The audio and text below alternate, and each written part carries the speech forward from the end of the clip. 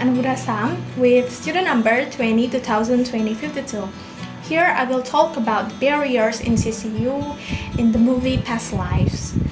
Okay, before we talk about the barriers, I would like to tell you a little bit about this movie. So, the movie Past Life tells the story about the reunion of two childhood best friends from Korea, Nayoung and Hasung, who had been best friends since they were 12 years old. And at the time, they were already in love and they had a very good relationship. But then Nayoung had to move to Toronto with her family, so she left her lives in Korea, including Hasung, the boy that she loves. After that, they met again 24 years later in New York, where Hasung comes to New York to meet Nayoung. And at the time, they realize that they are still in love to one another. But they can't be together again because they already have their own life, where Nayoung had been married. And yeah, this movie mostly portrayed the relationship between Nayoung and Hasung that reflect to their past. Okay, now, is there any barrier in this movie? Based on my analysis, I think there are two barriers that are shown mostly in this movie, which are the cultural shock and the stereotype. For the cultural shock, it is depicted by the character of Nayoung. When Nayoung moved to Toronto, she had to face hard times in her school that in the beginning she felt very sad and gloomy because she had to leave her life in Korea and because she missed her friend Hasung also. But no one cares about that. Like when she's sad, no one asked her, no one validate her feelings, so she feel kind of lonely.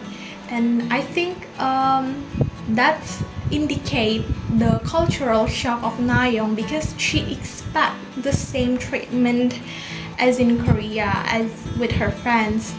Meanwhile, in Toronto, people tend to be more individual. So yeah, I think this shown the cultural shock value. And the next one is the stereotype. Well, when we heard the setting of this movie, Korea and Toronto and New York, we know that these are different countries, one from Asia and the other from the West Island. So I think we already have this stereotype that Asian country is more restricted.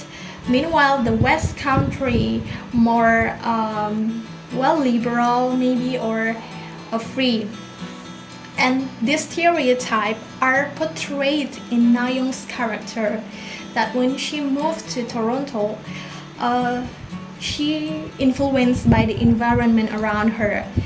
For example, the way she dressed up, the way she behaved, the way she thinks also, her perspectives have been influenced. That she left all the beauty standards in Korea, where she cuts her hair shorter and her skin became tan, and yeah, she dressed up casually also, different in Korea, that really fashionable.